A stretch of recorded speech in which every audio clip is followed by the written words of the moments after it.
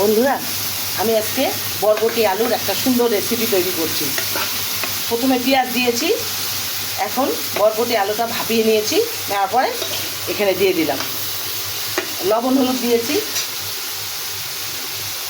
একটু ভাজতে হবে, ভাজার সুন্দর একটা ফ্লেভার আসবে।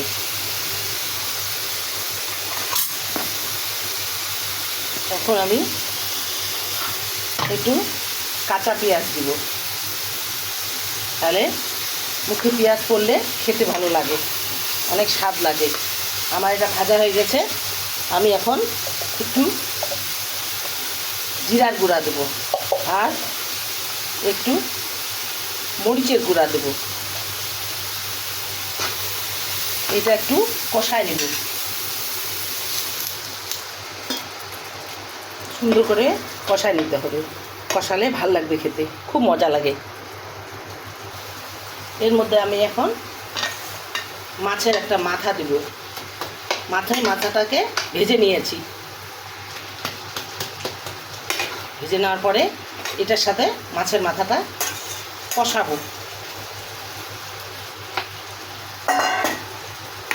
এভাবে বাসায় রান্না করবেন, দেখবেন খুব স্বাদ, সেই মজা লাগে। এখন আমি এটা একটু ঢেকে দেব। আমার কষানোটা হয়ে আসছে সুন্দর, দেখুন কি সুন্দর কষানো। এখন আমি জল দিব, একটু জল দেব। জল দিলে বেশি সময় লাগে না আমার রান্নাটা করতে, খুবই অল্প সময়ের মধ্যে রান্না হয়ে যায়। ঝোলটা ফুটতেছে, আমি এখন এই যে ডালের বড়া করে রেখেছি, মুসুরির ডালের বড়াগুলো দিয়ে দেব। খুবই মজা লাগে খেতে, বিশ্বাস করবেন না আপনারা রান্না করে। এখন আমি এই যে একটা ডিম ঝুরি করে ভেজে নিয়েছি, এখন ডিমটা আমি দিয়ে দেব।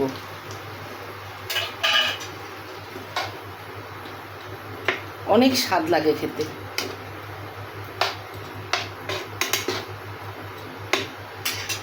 একটু ঢেকে দেব। বন্ধুরা, আমার রান্নাটা শেষ হয়ে আসছে, আমি এখন এর মধ্যে একটু গরম মশলা দেব। গরম